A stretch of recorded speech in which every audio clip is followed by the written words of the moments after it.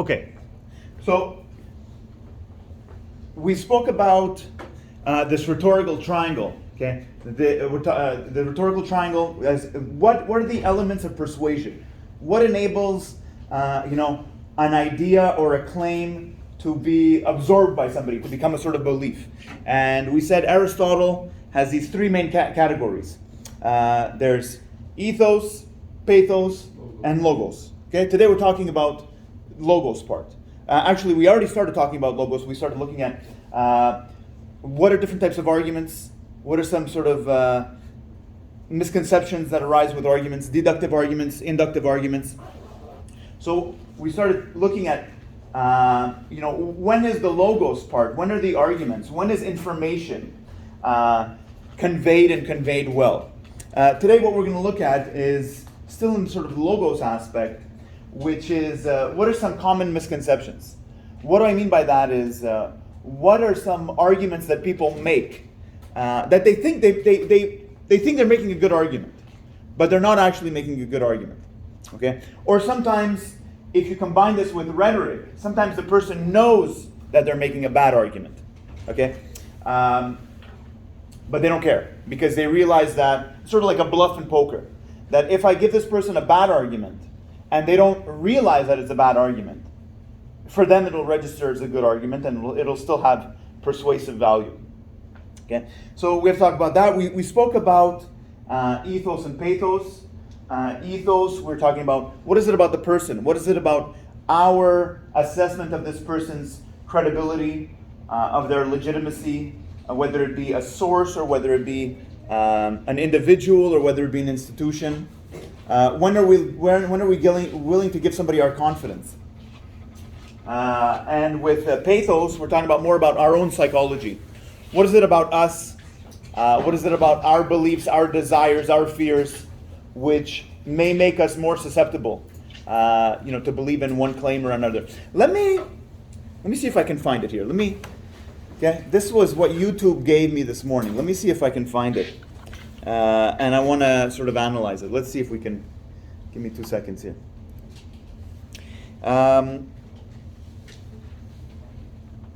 Woke ad versus Russian army. Okay, this is, I think we're going to get it here.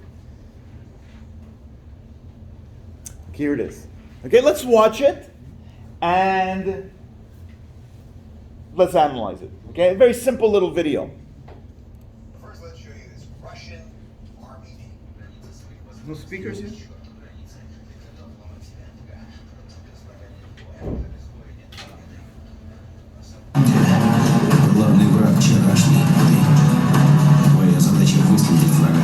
Now, allow me to show you what the U.S. Army put out last week. Little girl raised by two moms. I also marched for equality.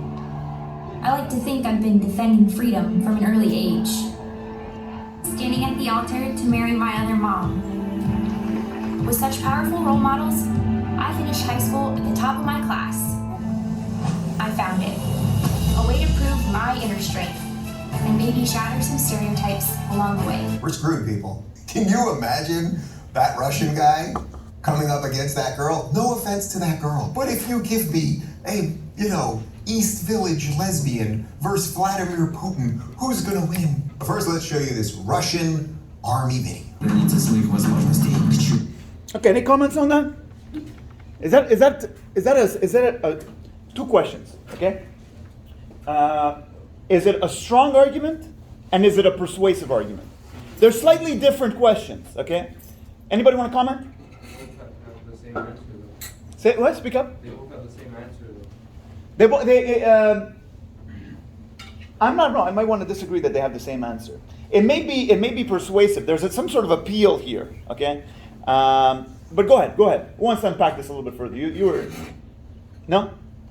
Strong argument or a weak argument? Let's start with that one. Weak. Why is it weak? Go ahead. I don't know, just like the fact he gave didn't really have anything to do with it.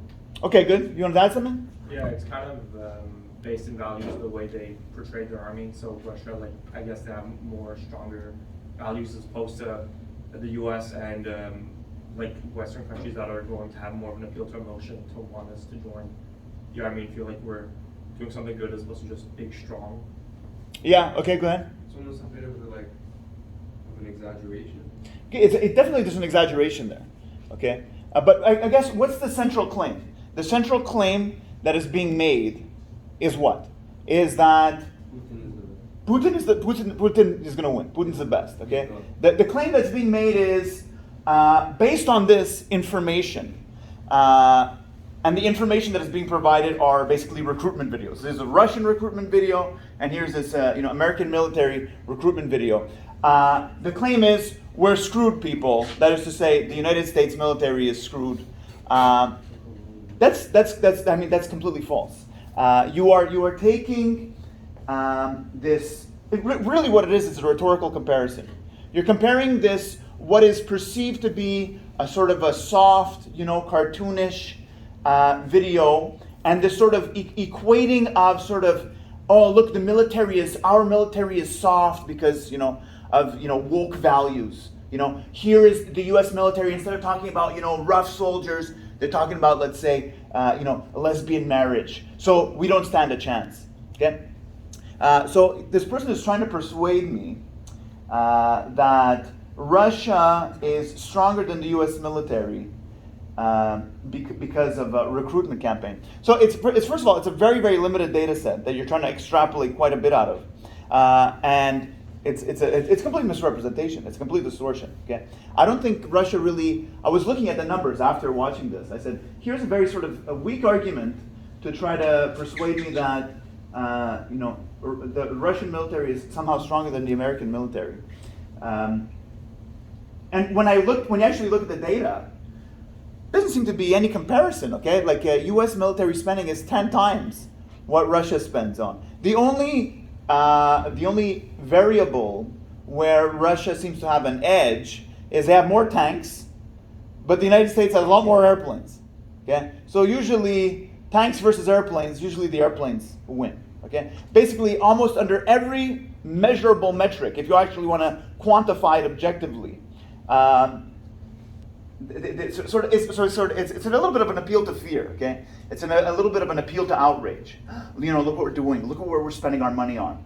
And then, at the base of the argument is this rhetorical comparison. Okay, that Vladimir Putin what will happen if we put Vladimir Putin against an East Village lesbian? As though that's really the deciding factor, without any consideration for objective stats, facts for military spending. And the fact of the matter is, I can imagine that there are a few, East Village lesbians that'll eat Vladimir Putin, alive. So anybody else want to comment on this? But then the other question is, well, is it? There's a misconception here. There's a distortion. There's a clear misrepresentation. But is it persuasive? That I can imagine many people watching this and they tell themselves, oh yeah, this is it. You know what I mean? This is, oh my God, it's a catastrophe. How could we be allowing this? So we're talking about fallacies today. What is a fallacy? A fallacy is something that sounds like a potentially good argument, but isn't. Okay? It's something that almost passes as a good argument. It's a common misconception. These are common errors in reasoning, which usually sort of fly under the radar, and we sometimes think that we are being presented with a good argument, or the person that is presenting the fallacy, presenting this fallacious argument, an argument with a built-in misconception, they may believe that they're actually presenting a good argument. Okay? One of the points about fallacies is that once you start to pick up on them, once you start to be able to identify them and detect them, you start to see the same flawed argumentative pattern absolutely everywhere. Okay? And we'll talk about something. We talked about one last class when we spoke about inductive arguments. And one common fallacy when it comes to inductive reasoning is what we call hasty generalization. Okay? I said you'd be surprised how often you come across an argument which contains hasty generalization. They're all over the place. Okay, basically, like the example I gave you was, oh yeah, I worked with one particular person of that particular ethnicity group, that ethnic group, and they were smart, therefore they're all smart. Oh, I bought one product from this store, I bought one product from this company, and it was a piece of shit, Therefore, that store is a piece of shit, that company is a piece of shit. An overgeneralization, or a generalization that is made too quickly based on a very, very small data set. And I said one of the reasons why we do that is because we like to favor our own evidence. Okay? Doesn't matter what empirical evidence says, doesn't matter what studies say, doesn't matter what objective facts and statistics say. We like to prefer our own evidence and our own experiences, and we maybe sometimes mistakenly derive too many implications from our very, very limited data set. Here, let me make another point about fallacies generally. This is a good quote that came from a book that I was reading, Ralph Waldo Emerson's Self-Reliance. And there's a quote in there where he says, if I know your sect, if I know your tribe, I can anticipate your argument. Okay? So what you notice with fallacies is that they almost, I don't want to say they take on a life of their own. They do take on a sort of a life of their own. But people, when you pay attention to them, you realize that they're arguing in the same way. So let's say, somebody's saying, oh yeah, January 6th riot at the Capitol wasn't a big deal because why don't we talk about Black Lives Matter protest? Black Lives Matter protesters, and these people were also protesters. And, or they want to talk about, let's say, abortion, or they want to talk about immigration, or whatever, whether it be, if you want to talk about it politically, left wing or right wing, they make the argument and they make it in the exact same way. So that goes back to that quote, if I know your sect, I anticipate your argument. That I not only know what you're going to say, I don't already know, the idea that you're trying to convey, but I know what words you're going to use. I know how you're going to deliver this message. I know the tone that you're going to use. So, in some sense, what am I trying to say? I'm trying to say that a lot of these fallacies, which are actually poor arguments, are believed by a specific group or by a specific tribe to actually be a very, very, very strong argument. And then what you basically have is members of these groups and tribes, whether they're, again, if you want to speak politically, whether they're on the left or whether they're on the right, and you say, I've already heard that argument, okay? That you're not actually presenting a new argument in your own way, based on your own intellectual autonomy. You're basically just regurgitating an argument which you've heard from your own echo chamber, okay? Or from your own gurus, whether they be the right-wing gurus or the left-wing gurus, if we want to stay politically, okay? But it's the same error, it's the same misconception. And the point is, they say it with a certain air of confidence. They believe that they're saying something that makes sense, okay? And as we proceed, one point that I want to make is that what you become aware of is that there are many ways in which you can be wrong. There are many ways in which an idea or a claim or a theory or information can be presented to you, and it's wrong. There are many, many ways in which you can be wrong. There aren't so many ways in which you can be right. It's sort of a much more narrow path, okay? Being right usually requires that you take into consideration exceptions and limitations and nuances and complexities that sort of usually go unrecognized. So there are many ways in which you can be wrong. So why I'm saying that is because a lot of the examples I'm going to use, you might think to yourself, but actually that sounds like a good argument. Okay? So the point with fallacies, the point with looking at logos, the persuasion of logos, is when somebody tells you something, especially when you really want to believe what they're saying, it sort of aligns with your interests, it aligns with your tribe, it aligns with what you already think you know and what you already believe. You have to ask yourself, even if it sounds good, even if it sounds like you want it to be true, in what way, under what circumstances is this person wrong? What is this person leaving out? Okay? And this is the main idea with all fallacies. This is what sort of I come to realize.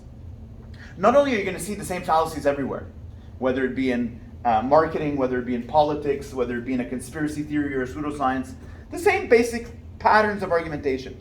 But the main error is that they're trying to say, if you accept A, if you're accepting A, then B also follows from A. And what you realize with fallacies is, no, that's not the case. Okay? They're presenting that if this is true, then this necessarily has to be true.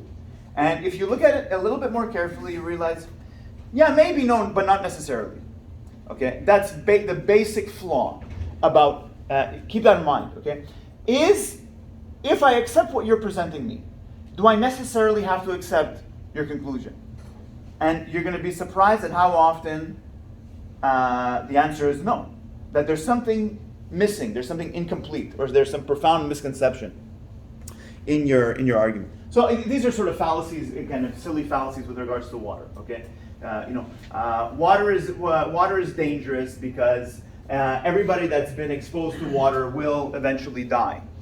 Yeah, I mean that's true, but it's not true because of the water. So there's a sort of a false association. There's a misconception there. Okay, fact. Water is the leading cause of drowning. So these are sort of silly and ridiculous, but you'd be surprised how many arguments actually structure themselves in this way. And then later on in the semester, we're going to talk about fallacies that relate specifically to ideas about cause and effect. Okay, if this thing happens, then sort of mechanically this other thing happens. One common fallacy in that regard is things are temporary, they coincide temporally. So in other words, this thing happens and this other thing happens. A black cat crosses your path and then you fail your midterm test.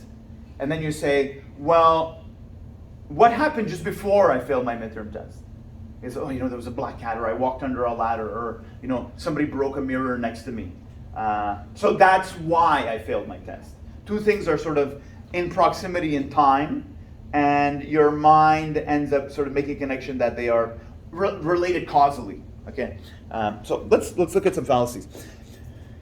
What is a fallacy? A fallacy is an argument form that is both common and defective. So that's what I was saying. It's a mistake in reasoning. It's a misconception that is so common that we actually give these errors a name. And then once you give them a name, maybe it's a little bit easier to actually spot them and detect them. And then you start to see them everywhere. And it's exactly the same pattern. So it's an argument that is flawed, but reoccurring. Okay? So much so that we actually give them a name. And this is why it relates to sort of persuasion and rhetoric as a whole. Because fallacies, just like the video that I showed you, which has some pretty profound misconceptions and errors, it's a gross misrepresentation, can nonetheless have some rhetorical appeal. They can nonetheless have some psychological persuasiveness. So some fallacies are psychologically persuasive, though they are logically inapt. They are logically impotent. So we need to be able to detect them so that we're not sort of persuaded by them. Let me put it like this, okay? This chalk is nicely consumed. Let's say fallacies. So let's say like errors in logos, errors in reasoning. And then there's rhetoric that stands alone. And then there's a little bit of overlap, okay? So what I mean to say by that is there are some fallacies that are simply errors and they're not being utilized with the intent to persuade. In other words, the person is making an argument which they think is a good argument, when in fact it's not a good argument. There is some rhetoric which has nothing to do with logos, has nothing to do with presenting a fallacy. But then there are some fallacies that are deliberately used for rhetorical purposes. And you'll see what some of those are. Okay, so what I want to do now is I want to give you a list of some of the sort of greatest hits, some of the most common fallacies. I'm going to give you about, let's say, maybe, between 10 and 15. This is not an exhaustive list of fallacies. There are hundreds of fallacies. As I said, there are many ways in which you can go wrong. There are many ways in which you can be led astray. And a lot of these have names because there are not only many ways in which you go wrong, but these ways in which we go wrong are prevalent. Okay, we keep going wrong in the same way. And these are not in any particular order, but I'm going to give you about 10, 15. And just for your sake, Obviously, I want you to retain some of these for the test in 2 weeks. And this is, let me simplify your life. What I'll do is I'll give you, let's say, a passage, and I'll give you these as sort of multiple choice. So I'll say, here's a passage, here's a little simplified argument. Identify the fallacy. Is it, fallacy A, B, C, or D, or maybe, in some options, no, actually there is no fallacy. It doesn't look like there's a fallacy that stands out.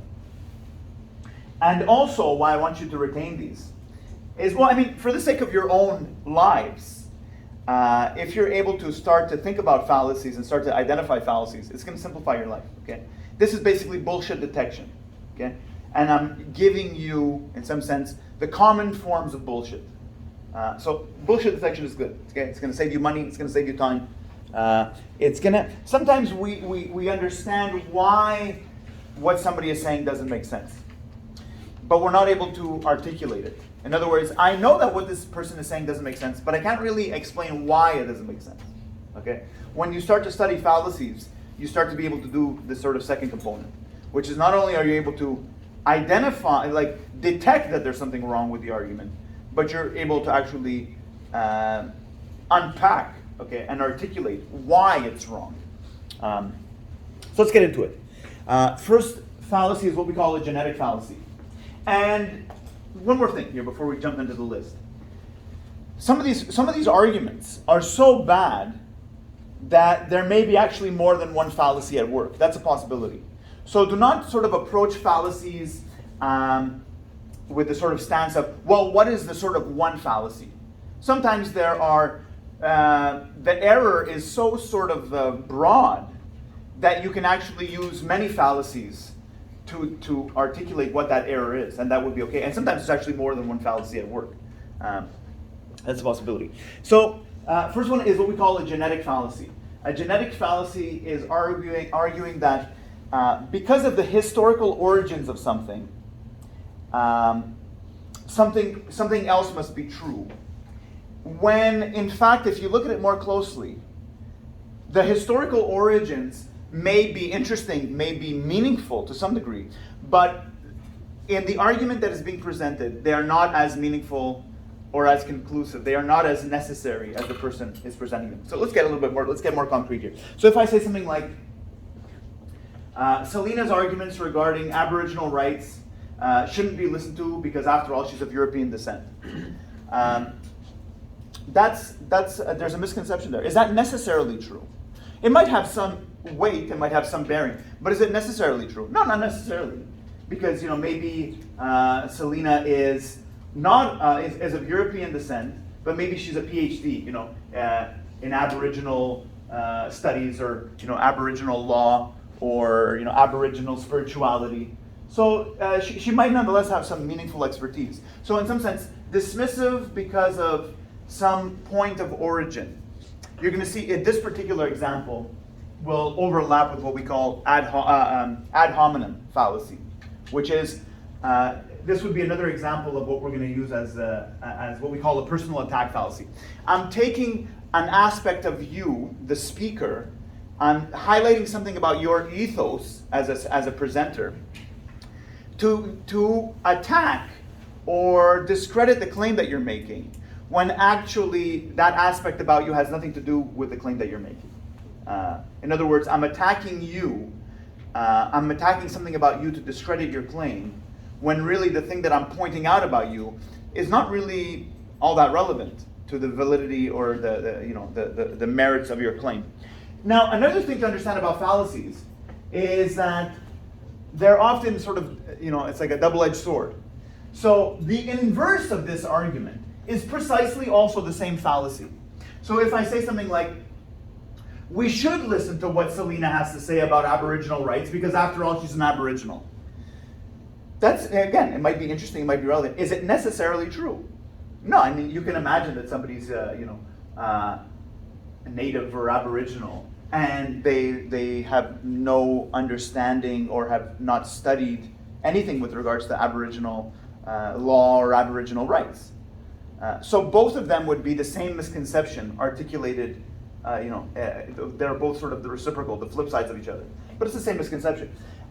Is this necessarily impactful to the conclusion that we shouldn't listen to Selena or we should listen to Selena? In both cases, no. Okay. Another example. If you say, okay, the Constitution was written by slave owners. It's true, it was written by slave owners. Is that something to take into consideration? I think that it has some historical merit. There's something to be, but is it as, there's some people that want to present this as sort of necessarily this invalidates this person, this invalidates that person, and invalidates the Constitution. Is that necessarily the case? No, not necessarily. Another example would be, you say, well, I don't believe in marriage because after all, historically, marriage was an institution, a practice of exchange. Marriage was really a sort of a commercial exchange wherein women were treated as a commodity. They were treated as property in a sort of a negotiated commercial contract. That might be true. That might historically be true. Is that still relevant? No, in some sense it's sort of an antiquated, irrelevant thing. Give me one more example. This is an argument that I heard on CBC radio a little while ago. And while I'm in agreement with the basic stance of what this person was saying, what they were trying to get at, how they were presenting this argument appeared to me to be a sort of an example of a genetic fallacy. What the person was saying was, let me just sort of paraphrase this by saying, are there problems with policing practices in the United States and in Canada for that matter? Yeah. Okay. There was, let's say, a report in Montreal about racial profiling by Montreal police. I don't doubt that. Okay, I don't doubt that for a second. So there are definite problems with policing practices, institutions, and the police admit it themselves. That, like, look, let's say 1/3 of the calls that we receive are with regards to mental health, which not only are we not equipped to deal with, but we don't want to deal with these calls. They admit it themselves. So the argument that this person was making on CBC radio was basically all policing institutions in the United States are sort of illegitimate and discredited because after all, and this was where the sort of this is where I felt the genetic fallacy came in. Because after all, many police departments were initially founded, if you look at the history, as bounty hunters for runaway slaves. That's true. That might be a historical fact. Does that invalidate and discredit all policing? No, in some sense it may have some bearing. It may be something that we should take into consideration. But it is not as necessary an argument as the person is sort of making it out to be.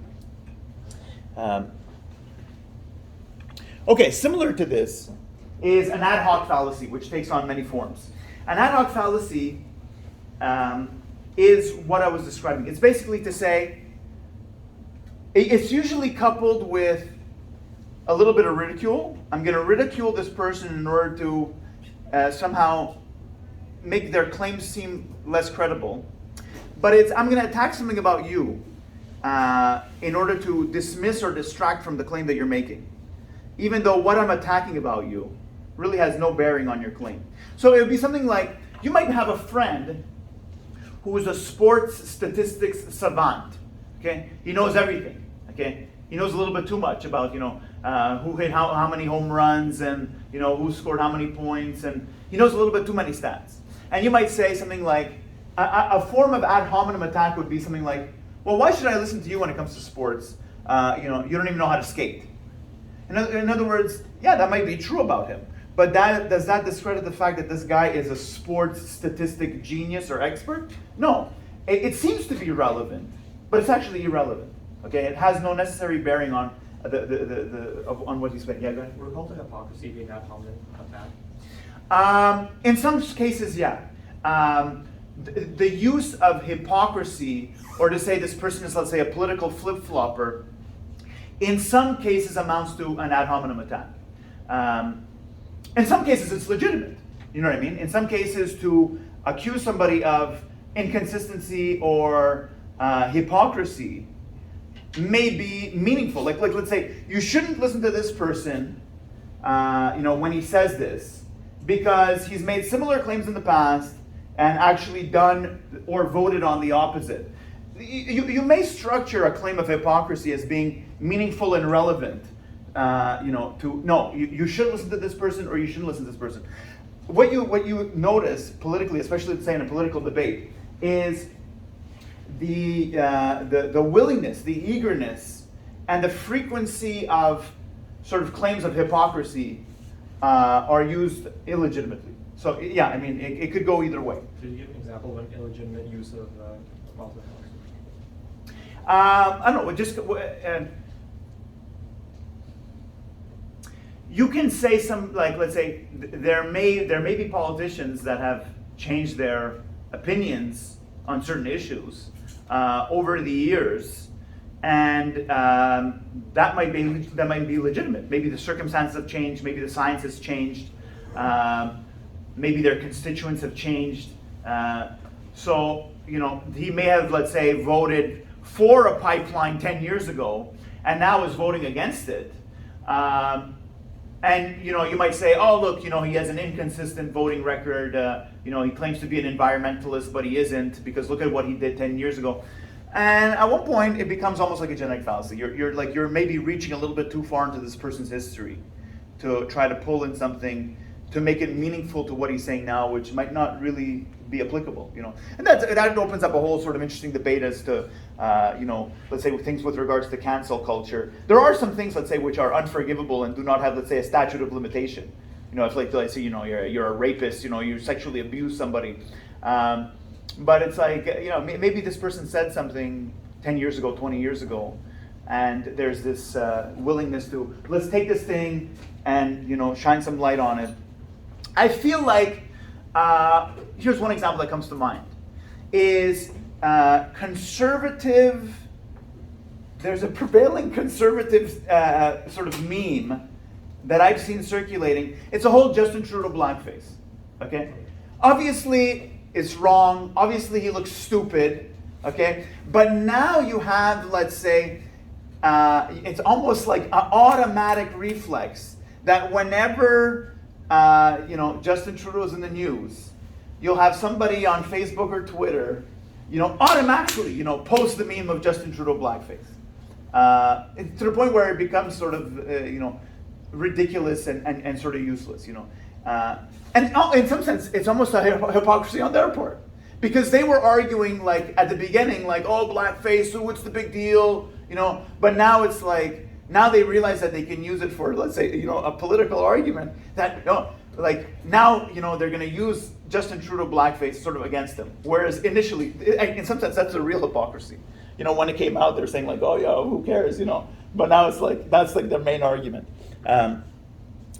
Basically, the simplest form of this is to say, you don't know what you're talking about. Are you qualified to speak on the topic that you're talking about? Let me give you another one. This is a good one. It just came back to me. The short amount of time that I spent on social media made me realize that it's a waste of time. But in the short amount of time that I did spend on social media, I got some examples of fallacies. Here's one fallacy that I came across. Let me give you the context. It was Pierre Poilievre, obviously conservative Canadian political leader, making a claim. I don't know what the hell he was talking about. Okay, he's talking about inflation. He's talking about gun rights, and no, he was talking about, and he was talking in French. And then, obviously, a Quebecois guy was responding on social media, and he was responding in English. Okay, obviously his first language wasn't English, so there was some grammatical errors. The sense of what he was trying to convey was conveyed effectively, despite whatever little fucking grammatical error was presented as message. And then there was a retaliation from obviously Pierre Poilievre supporters. And one of the main retaliations is, haha, you don't know how to speak English. You don't know how to speak English properly. So in other words, let's not talk about what he actually said, which actually was coherent. It was sufficiently coherent. Let's ridicule and undermine the person because he made a grammatical mistake. Okay? I hate people like that. Oh man. It's like, really? Really? You're gonna pretend like you're like a spelling bee expert now all of a sudden. That's the argument that you want to take. Very strange. Okay. So dismissive of the person's argument. In some sense, in many cases, it's a deflection. If you look, let's say, politically, during a political debate, let's talk about the environment, or let's talk about military spending. No, let's talk about, his tax returns, or let's talk about her charity. You know what I mean? It's always convenient, because you don't actually have to address the question that is being answered. You can just, what you normally find is a personal attack fallacy is usually coupled with what we're going to call red herring fallacy, which is I'm going to attack you so that we don't actually have to speak about the main issue at hand. It's not only a personal attack, but it's also an attempt to derail or shift the conversation in a different. Let's talk about military spending. Let's talk about the environment. No, let's talk about his tax returns. Let's talk about her charity. Okay. Let's talk about her emails. Let's talk about Hunter Biden. Just deflection. Okay, different forms of this. Personal attack fallacy. That would be the simplest form. That would be like, a French-Canadian person is making a coherent claim, but I'm going to attack them because English is not their first language. That would be the classic example. In other words, English not being his first language does not discredit what he's saying.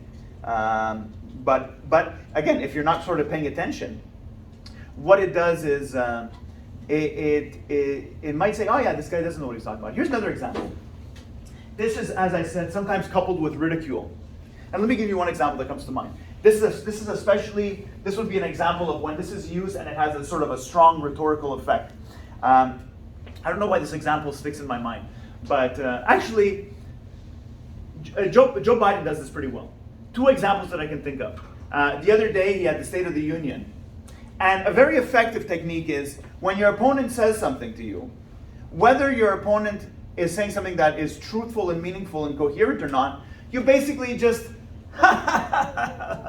you just laugh in their face. Okay? He did that during the State of the Union, whether it was justified or not. And another time that he did that very, very effectively was, this is a number of years ago. This is when he was running for second term as the vice president of Obama, and he was debating Paul Ryan. I don't know why I was watching this debate. I was watching the vice presidential debate for some reason. Okay, but there was an effective technique. The effective technique was whenever Paul Ryan would speak, and you would have them on sort of split screen cameras. You have Paul Ryan and Joe Biden. No matter what Paul Ryan would say, whether it made sense or not, whether it sounded good or not, what you would have is Joe Biden on the other side, and it would sort of look like this. He would start like neutral face, and then it would sort of be like a little smirk, and then it would turn into a smile, and then it would be a chuckle, and then it would be a chuckle, like an internalized chuckle with your eyes closed, And that had a strong, I guess, what I'm trying to say is that's sort of a personal attack, but it's not, it's a subtle personal attack, because he's not actually saying anything. He's just using his demeanor, and he's using basically, how the debate is being set up, where it's a sort of split screen. And it has a sort of a dismissive quality, that when you see somebody basically laughing at somebody else, maybe you don't want to be laughed at, so that you want to side with the person that's doing the laughing, that's doing the sort of the poking fun of or the bullying. So sometimes personal attack fallacy is combined with this sort of, this what we call horse laugh. I'm going to ridicule what you're saying. You can possibly know what you're talking about. It's like, look at this, look at back in the day, look at this woman talking about politics. Oh my God, she's a woman, How could she possibly have anything to say about politics? It's basically outright dismissive because of some quality about you that really has nothing to do with the message that you're actually trying to convey. Inconsistency, circumstantial at home. So something you can imagine. Now, let's say you're having a debate about abortion. You may imagine that many priests would argue their position on abortion from a religious or spiritual stance. But you can imagine, it's not impossible to imagine, that you may have a priest that, in other words, just so happens to be a priest. That's very important to state it that way. He just so happens to be a priest, but he might be presenting his stance on abortion from a purely secular, purely sort of physiological argument. If the nature of his argument may be purely physiological, he's talking about, let's say, pain receptors, okay? And then you come back and you say, yeah, but don't you have to say that because you're a priest? That in that circumstance, it would amount to an ad hominem attack, because him being a priest has nothing to do with the actual content of his argument. But you cannot forgive the fact that he's a priest. That's a mistaken fallacy. That was poisoning the well, attacking somebody's reputation. There was a whole documentary about Anthony Weiner, who was a congressman, and then he was trying to run for mayor of New York. And the whole thing about this documentary was, in this case, it's not the best example because in some sense it was true in this case. He was a bit of a pervert, this guy, Anthony Weiner, this congressman. And the point is, when he sort of had to leave politics for a bit, and they came back to run for mayor, and the reoccurring claim was, yeah, but weren't you that guy that sent a picture of your crotch, a close-up picture of your crotch in your white underwear to that girl? So that's like, your reputation is destroyed. In some cases, that it's legitimate. This person is disqualified from any further debate or conversation. Let me give you one more example. This is a number of years ago. I don't remember all the details. There was a guy running for the Conservative Party of Canada. And for some reason, this guy used to be a plumber. Okay?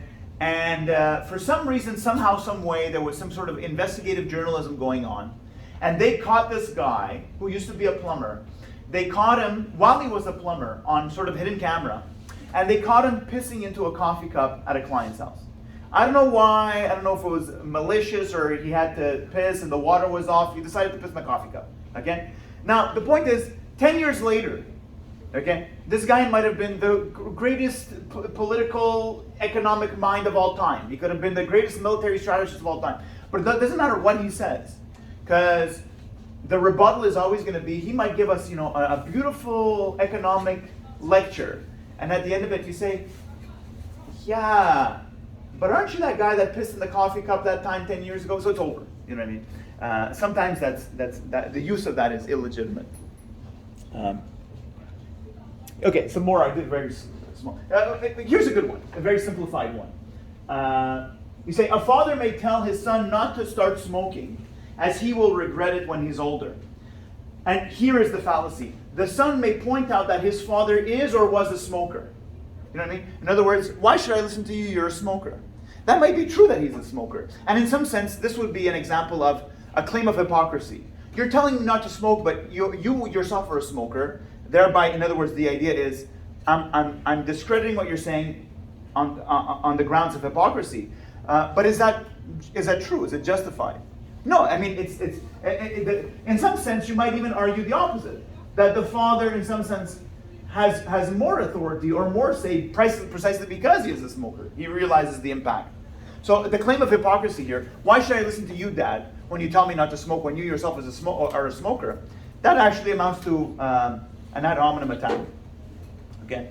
Because the merits of what he's saying are not invalidated. If he's presenting logos and he's presenting facts and statistics about the risks of smoking, the cost of smoking, that's not invalidated because he's a smoker. It would be invalidated if he's trying to get you to start smoking, or if he's, let's say, a tobacco executive. Then it would be legitimate to say, why should I listen to you? You're a salesman, or you have some sort of vested interest in this. That would be relevant. In this circumstance, it's not relevant. Any questions? Any comments?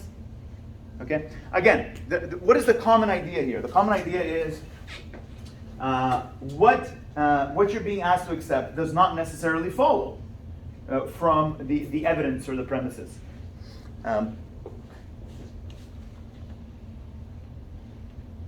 Okay, composition and division. Another common fallacy. So let me try to give you some examples. I'll just read it and I'll try to give you some examples. Composition is arguing that what is true for the parts must be true for the whole, which isn't necessarily the case. Sometimes it is the case. Sometimes it applies quite well, but not always.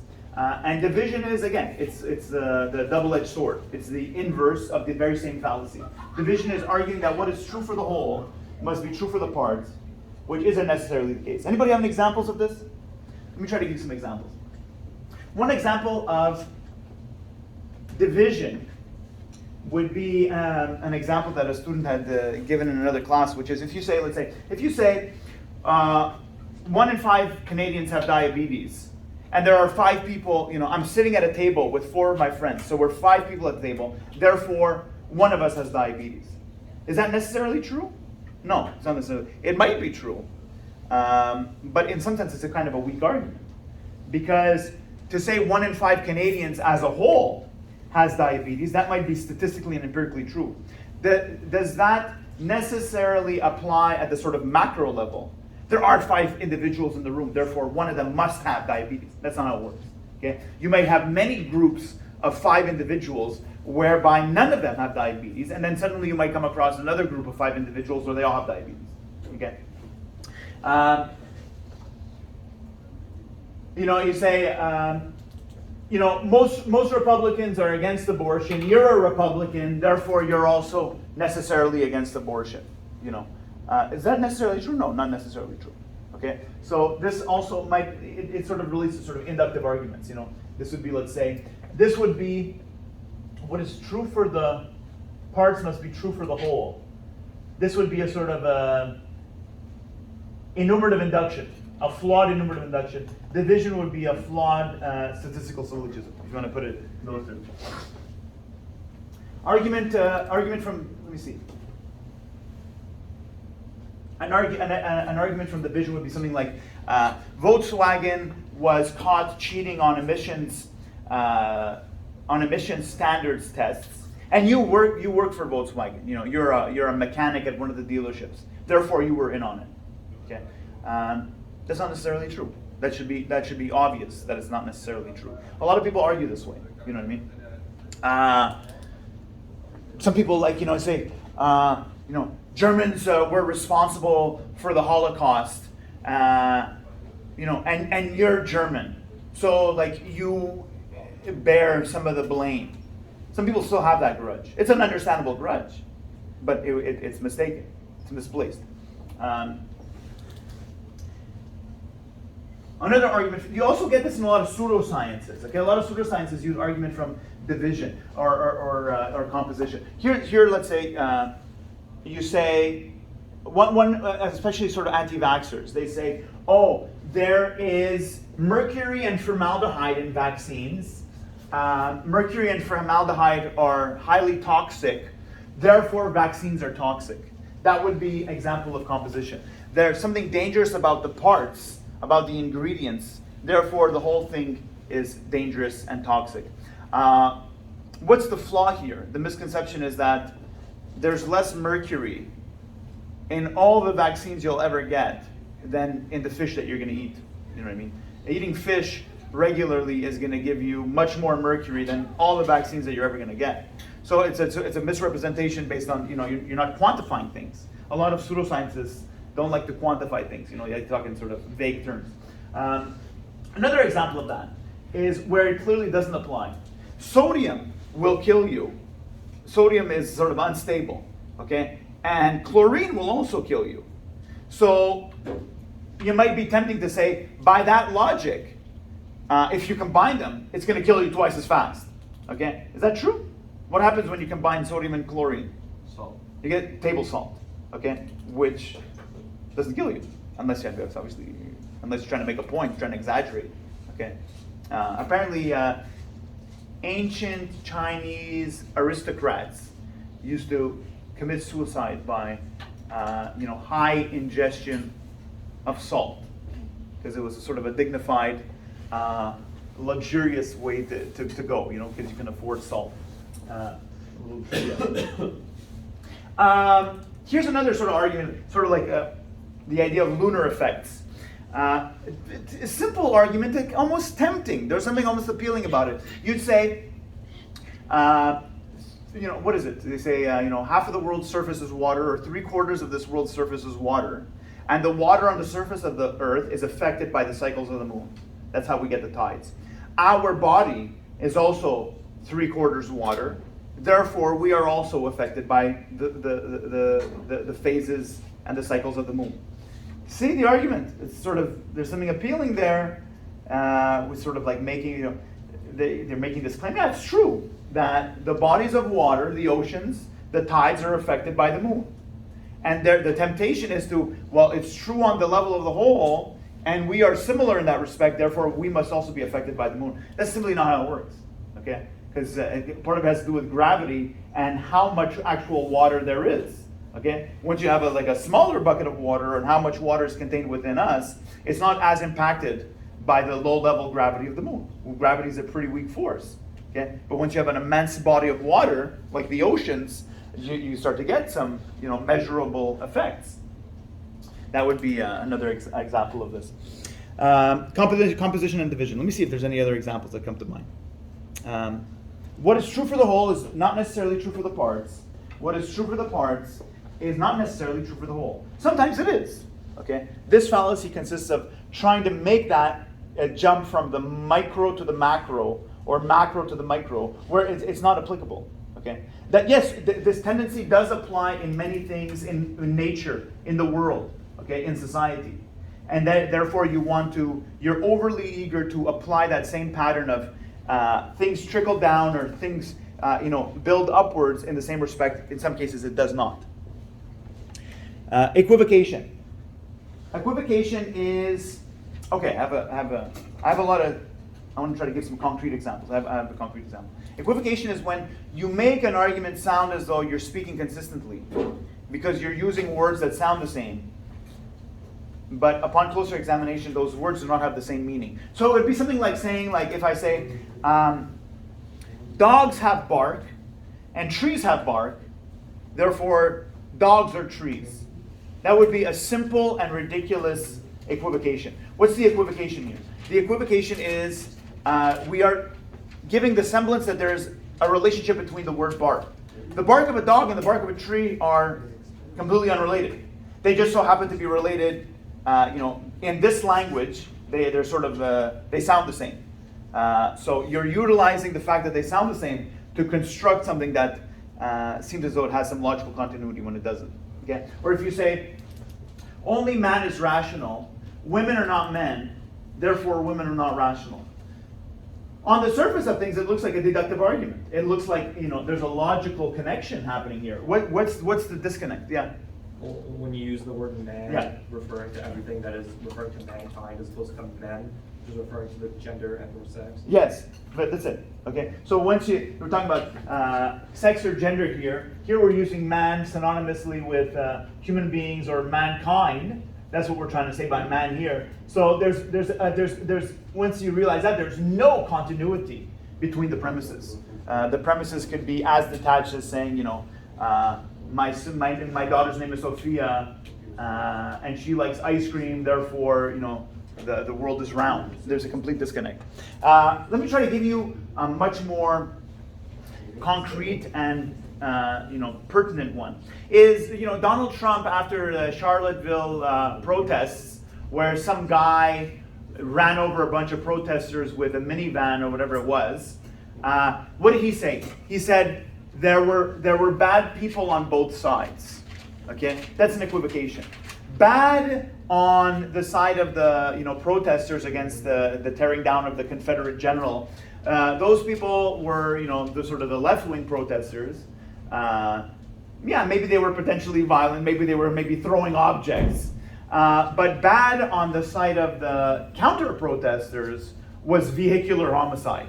Okay, so you see, by using this, there were bad people on both sides. In some sense, you can't disagree. Yeah, there were bad people on both sides. But what does bad actually mean in both contexts? It means something substantially different. Okay, so it's a cheap rhetorical deflection.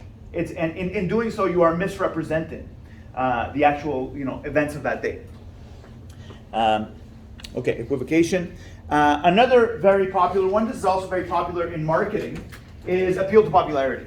So anything which amounts to, this person must know what he's talking about because he has so many followers, or this person must be the best candidate because they got so many votes, or this product must be good because so many people buy it. Is that necessarily true? The point is, obviously, we rely on other people. It's sort of, we take it as indicative of something. But it's not necessarily true. Just because a product is the most popular doesn't mean it's the best. The inverse would also be the same fallacy. You say, the product is the least popular, therefore it must be the worst. There's some people that sort of flip those two around and they say, this product is the least popular, therefore it's the best. That's the same fallacy. It's just a different version of it, okay? You often get this in marketing, where, they'll say like, oh, Canada's favorite brand, or the most sold brand, like Tim Hortons does that, Canada's favorite coffee, Canada's #1 coffee. First of all, is that true? Do we have like a study to corroborate that? And even if it isn't true, does that establish anything? Like, or McDonald's, like 1 billion hamburgers sold. That's an appeal to, like, it's an appeal to popularity. Does it establish anything about quality or anything like that? No. Okay. Here's another one. You say, well, so many people believe in, let's say, whatever you want to put, X. So many people believe in X. Therefore, there must be some truth to it. Okay. So many people believe that 9/11 was an inside job. Therefore, there must be some truth to it. Is that how it's established? Is that how you establish the truth or the falsity of anything? Or you say, I don't know, like you say, so many people believe in acupuncture. Therefore, there must be some truth to it. So many people believe in X pseudoscience, whatever pseudoscience you want. There's so many books that are sold on the topic. Surely it can't be bullshit. Yeah, it might be. It might be bullshit. Okay. There's also, you have to understand this in and of itself, but you also have to understand it, as we said, in conjunction with a pathos. We all want to fit in. We don't want to feel like we're left out. We don't want to, we all have FOMO. And so that also sort of plays into it, and this, you get sort of ideas of nationalism and patriotism. You're either with us or you're against us. Fallacy of popularity. Let me give you some other variations of it. Appeal to tradition would be another form of fallacy of popularity. And its inverse, appeal to novelty, is exactly the same fallacy. Okay? So if you say something must be good because it's old or it's been believed in a long time. Let's say, acupuncture must have, if you actually look at a lot of pseudosciences, and one of the main arguments, and this is, again, what I'm asking you to do for the sake of your presentation, see if you can identify any common fallacies. It strengthens your analysis, it strengthens your presentation. One common one is if you go on, let's say, a website which is trying to sell you on astronomy or palm reading or ancient Chinese medicine or Ayurveda or any sort of ancient practice, and you say, tell me, there might be a section which is, about us, or let's say, what is astronomy? Probably the first line or two, there's going to be something that says, for over 3,000 years, for over 2,000 years, people have been believing in this. And the appeal is that it's old and people have been believing it for so long, therefore it must be true. But that's not how you establish the effectiveness. You do not establish the effectiveness of something like, palm reading or, ancient Chinese medicine on the grounds that it's been practiced for so long. That's a fallacy. You establish the effectiveness of something like, acupuncture by a clinical test, not by popularity. It would be something like saying, for most of humanity's history, they believed that the world was flat. Therefore, the world is flat. Does that make sense? No, it clearly doesn't make sense in that context. But we recognize that it doesn't make sense in that context. But there are many other contexts where we think that it means something more than it does. Okay. As I said, a tool very often used in marketing, especially when they want to say don't miss out. They're selling fast.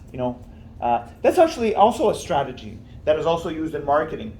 Is you try to create the idea of scarcity. You know what I mean? Everybody's buying them, so hurry up before they sell out. That might be true. It also might not be true. Okay. And then they get you to buy the product under the impression that FOMO, you're going to be missing out. You're going to be the one that doesn't have it.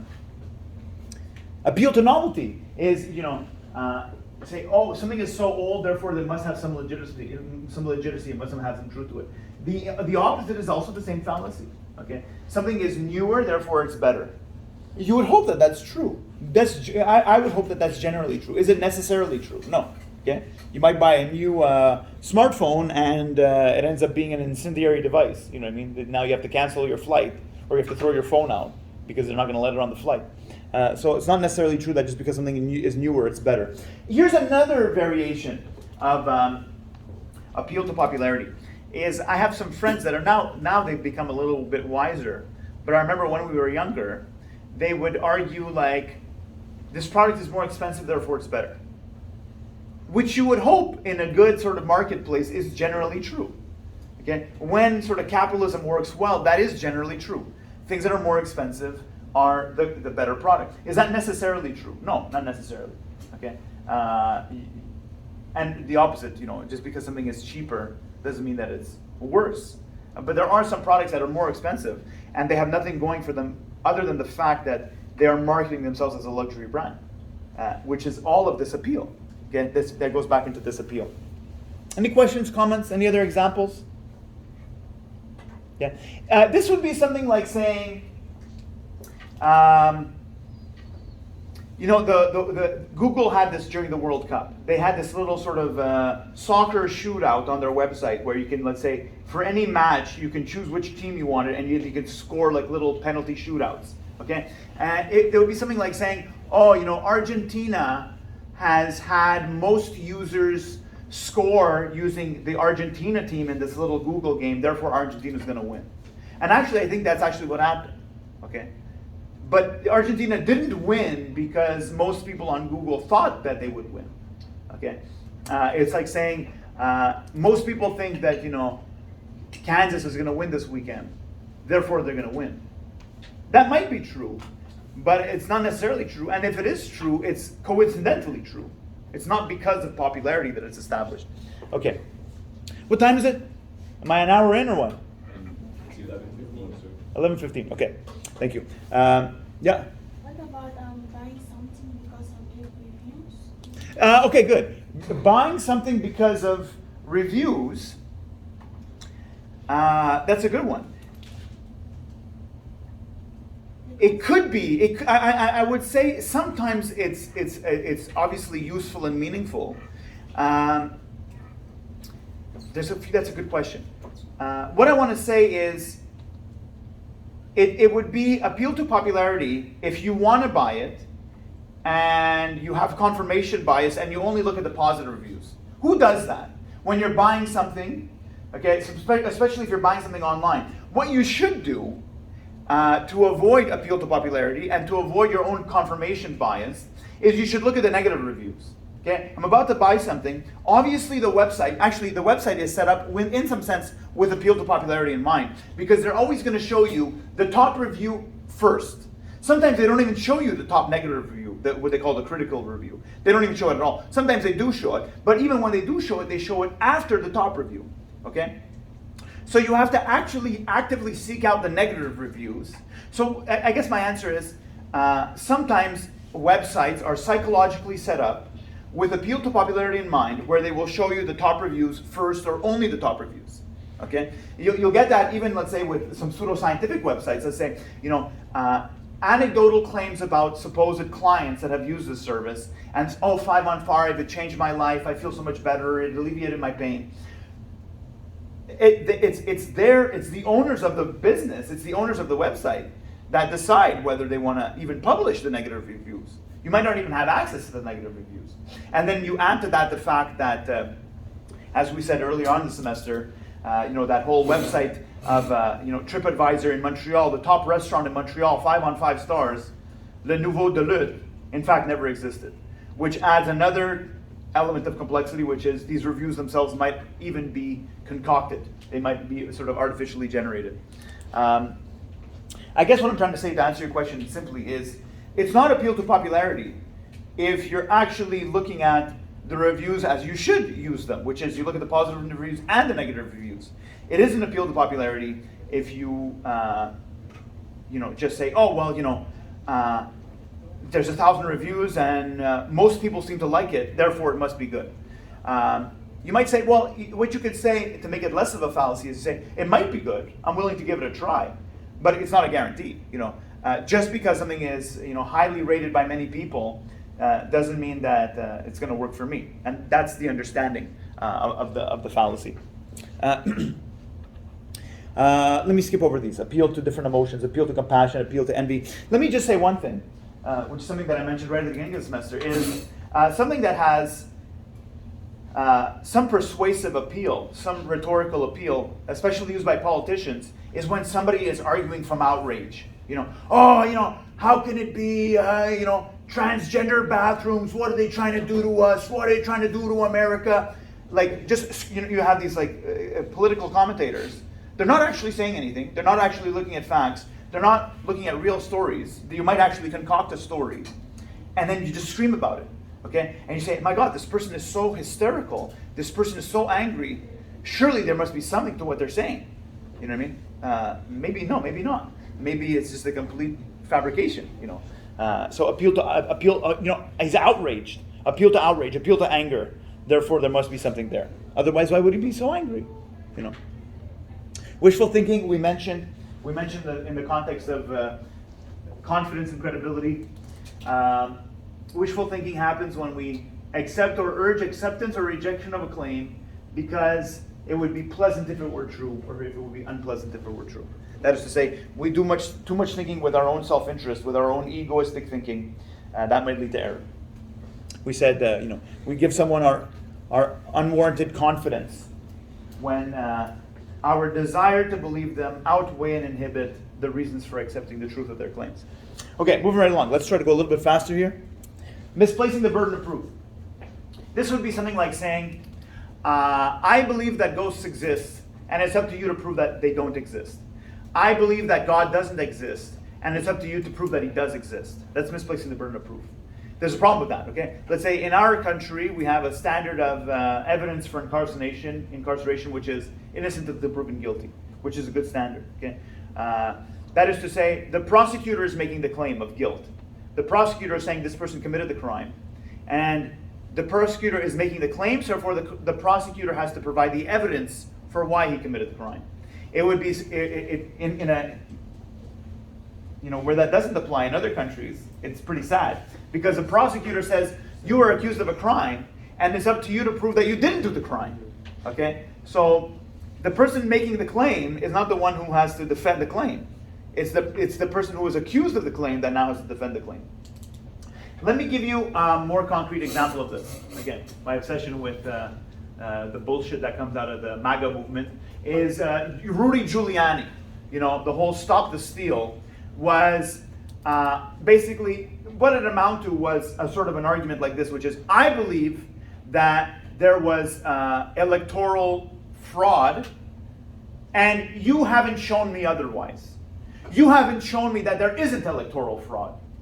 Fuck you. That's not how the world works. You're saying that the system was rigged. It's up to you to prove that the system was rigged.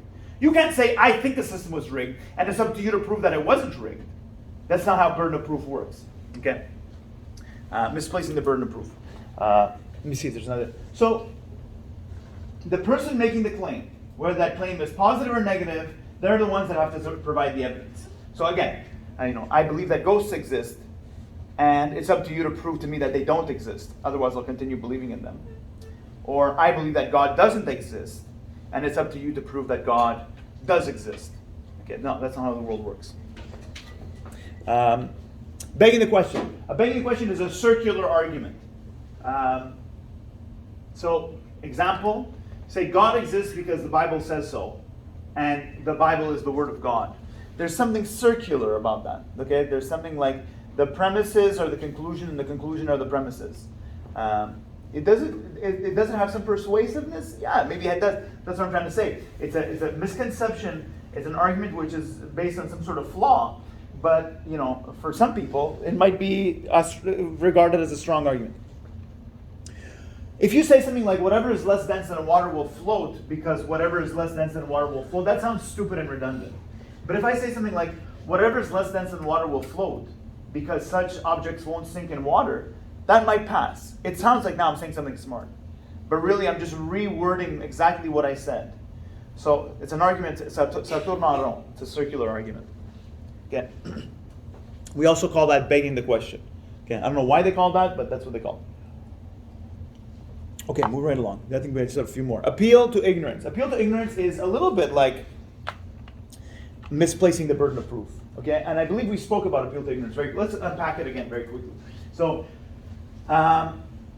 arguing that a lack of evidence proves something. So again, as we said, fallacies have the sort of dual nature. The fallacy can be employed one way, but its inverse is still the same fallacy. So if you say, just because a claim hasn't been conclusively refuted, doesn't mean it's true. So that would be something like saying, you can't show that ghosts don't exist, therefore they do exist. That's not how the world works. You can't show that God doesn't exist, therefore God must exist. You cannot prove God's non-existence, therefore God must exist.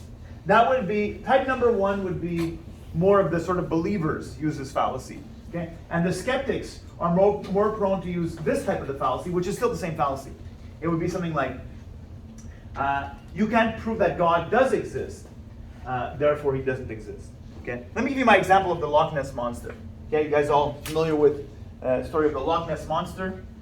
So suppose you have, Loch Ness. Loch Ness is a sort of a long sort of body of water, and I think there's a little island in the middle. Okay, who doesn't know the Loch Ness Monster? Everybody knows the Loch Ness Monster. Okay, Loch Ness Monster is basically like this, dragon that lives in the lake. Okay, so you might say, in 1999 we conducted a survey, and with sonar we scanned 40% of the lake, and we didn't find the Loch Ness Monster. Then in the year 2000 we did, another scan of Loch Ness, wherein we scanned 70% of Loch Ness, and we didn't find the Loch Ness Monster. Okay, and then in 2010, from this little island over here, with newer technology, we scanned 90% of Loch Ness, and we didn't find the Loch Ness Monster. And then you might be tempted to conclude, therefore, there is no Loch Ness Monster. Is that a legitimate conclusion? Not quite. You have to watch out with the wording. You cannot say, therefore, the Loch Ness Monster does not exist. You can say, therefore, it's highly unlikely that the Loch Ness Monster doesn't exist. That would be a fair conclusion. But you cannot say decisively that the Loch Ness Monster doesn't exist. The only way you can derive a deductive conclusion in a conclusive way would be what? You'd have to monitor every corner of Loch Ness simultaneously. Why? Because maybe in 2019, you were scanning over here, and he eluded you. He was over here. Okay, and then in the year 2000, you were scanning from over here, and maybe he was over here. Okay, and maybe in 1999, you scanned from the middle, and maybe again, fucking guy was over there. He eluded you again. Okay. So again, you see, just last example, just to repeat it, is you can't say we have no evidence of ghosts, therefore ghosts don't exist. The fair conclusion would be we have no evidence, concrete evidence of ghosts. Therefore, you might say, what's the point of talking about them? Or you might say, therefore, it's highly unlikely that they exist, but you cannot sort of prove a negative in a way. Okay, so keep that in mind. Okay, red herring. These ones are, the next three are usually done with a sort of rhetorical intent. They're much more rhetorical in nature, but you don't need to retain that. Red herring is, it's a distraction. Okay, it's a distortion or a distraction away from the original issue. So it's like, I also gave you the example of this when we were talking about personal attack fallacy. Personal attack can sometimes be an attempt to not deal with the issue at hand. I'm going to deflect and I'm going to talk about something about the person which is irrelevant to the issue at hand. So, let's talk about climate change. No, we can't talk about climate change because we're in the middle of a war. It's a deflection of the argument. Okay, again, politicians normally like to do this so that they don't have to address the actual issue that's on the table, especially in a debate. You change the issue. Okay, you don't answer the question that's being asked. You answer the question that you want to answer. Okay, largely it goes unnoticed by the audience, so it's effective. Here's an example of this example: Rodrigo Duterte. Rodrigo Duterte was accused by Justin Trudeau of killing drug dealers, and many of these drug dealers that he was waging a war on drugs, and many of the drug dealers that he were killing were minors, minors that were killed extrajudicially, that is to say, they didn't have, they were basically assassinated. They had no trial, they had no judge, there was no system of, defense or the system of justice in place. So Justin Trudeau says Rodrigo Duterte's government is committing sort of, human rights violations because it's killing people extrajudicially, and some of them are minors. What does Rodrigo Duterte respond? Watch the deflection. Okay, anybody know? Rodrigo Duterte says, "Why is Justin Trudeau so interested in minors? Is he a pedophile?" So crazy deflection. What happens? Obviously, that allegation is outrageous, and I mean, it's outrageous for the context for him to just pull that out of thin air. But it's effective. Why? Because now there's an accusation of pedophilia on the table. So what do you do if you're Justin Trudeau? You walk away slowly. Okay. You don't want any further attention to that. So I mean, it's a cheap trick in this case, but it's an effective trick. It's a cheap trick. Okay. It's a cheap trick because there's probably no truth to it, and there's especially no truth in the context of what they're talking about. But it's effective in the sense that Justin Trudeau's not talking about Rodrigo Duterte anymore, because you don't want any media with your name associated with pedophilia. So you walk away slowly, quietly. Smokescreen. Smokescreen. I'm going to go over these ones a little bit fast. Smokescreen is when you distort an issue by complicating it. You overcomplicate the issue unnecessarily. Lawyers are particularly good at this. Well, what do we mean by fraud? What do we mean by sort of torture? What do we mean by homicide? Let me give you one example. There was a federal commission that looked into the use of torture during the war in Iraq. This is an American federal commission. And they concluded that the use of torture was ill-advised and not effective for the point that they were trying to get at. And you can imagine a bunch of sort of lawyers sitting around and saying, well, what constitutes torture?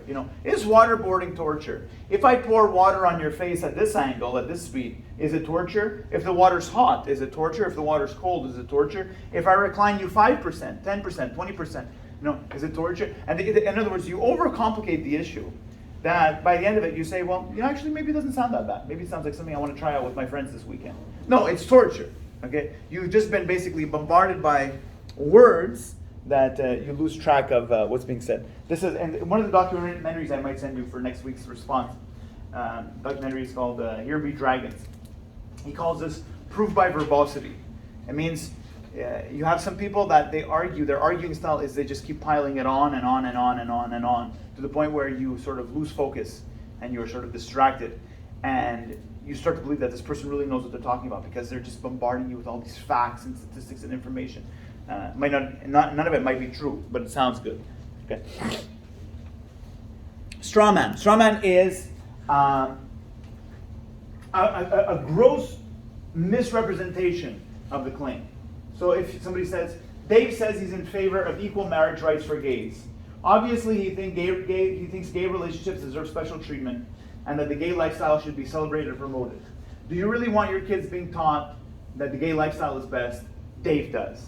Okay, so what's happening here? We start with, it seems as though we're having a debate or a discussion about gay marriage rights, and then it becomes a distortion. It becomes a sort of a monster where, watch out, there's a gay agenda, and they're coming to recruit your kids. It's a gross misrepresentation.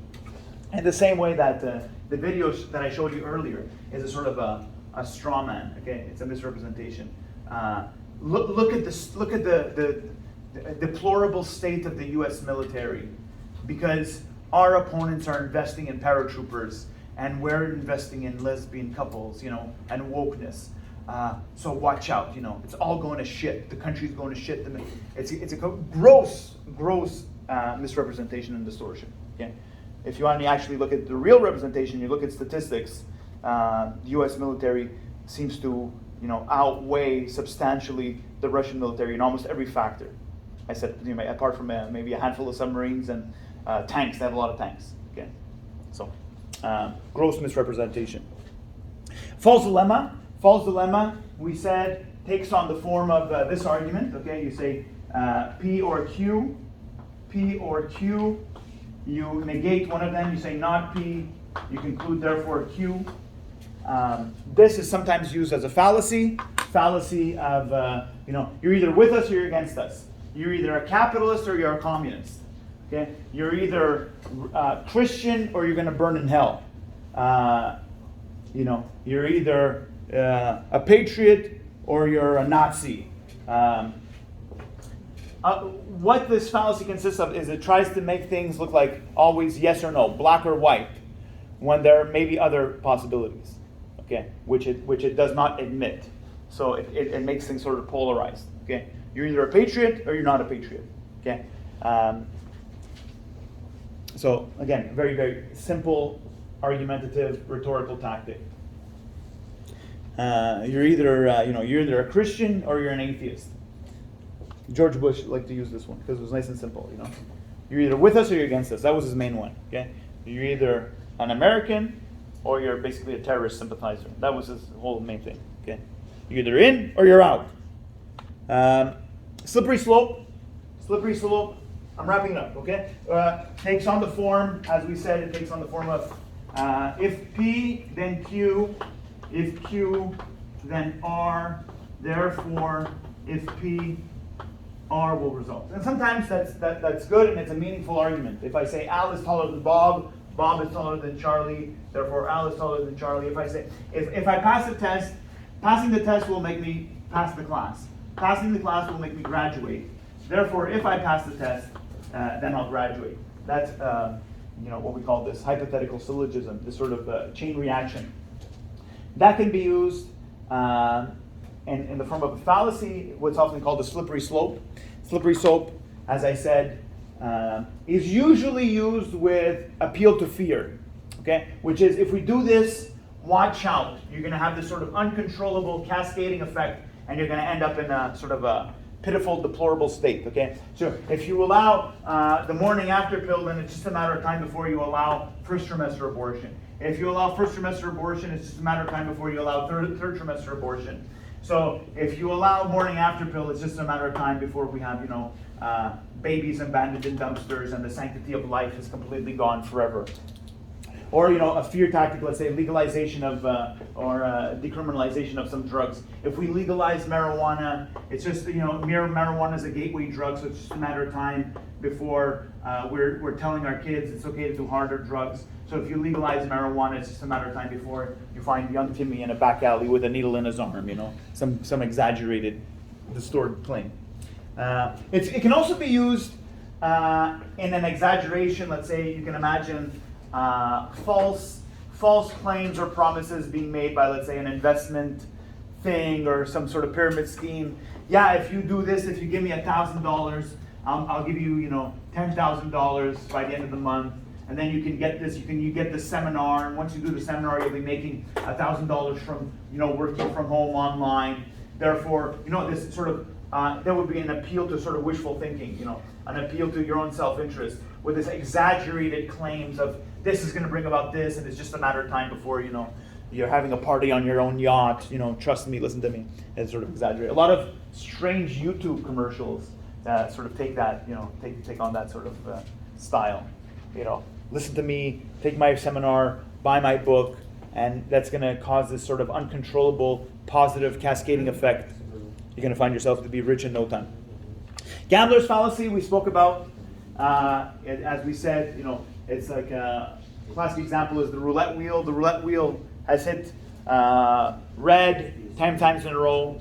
And you have, again, the two distorted interpretations of that. One group of people is going to apply the gambler's fallacy by saying, it's been read so many times, I have to put on black. Black is now, the idea is that black is more likely to occur. No, it isn't. Roulette is what we call a system of independent, probabilities. That is to say, the roulette wheel is not modified in terms of its physical properties by any previous spin or any number of previous spins. So the probability is always basically the same. It's unchanged. So that is to say, what happened before has no bearing on what's going to happen next. There are some systems that are like that. Okay. Another form of gambler's fallacy would be something like, you say, I live in Tornado Alley and my house has been destroyed 5 years in a row. Therefore, this year I feel like I'm safe. Okay? That's not really how you should make that decision. Or the inverse would be the same fallacy. You say, my house has been safe from tornadoes 5 years in a row. so I'm willing to gamble that it's going to be safe this year. There are reasons by which you should make that decision, an informed decision. That sort of thinking is not one of them. It doesn't really meaningfully factor into the decision that you should make. And hasty generalization we spoke about right at the beginning of the class. This is when, as I said, and this is, a lot of these are very, very common. But what I'm realizing is more and more is this is a very, very common fallacy. Even with regards to the video that I just showed you at the beginning of class is a bit of a hasty generalization. Let's take this one, this one ad that was produced by the U.S. military, and we're going to make some grand extrapolated claim about the state of the U.S. military as a whole based on one ad. Okay, hasty generalization. Oh, the U.S. military, look, they're being internally destroyed by their own wokeness based on one ad. And then not only do you make that claim, but you make a rhetorical comparison to, look at these Russian paratroopers. Oh fuck, this is no joke. Hasty generalization. I bought one product, it was shitty, the whole company is shitty, the whole store is shitty.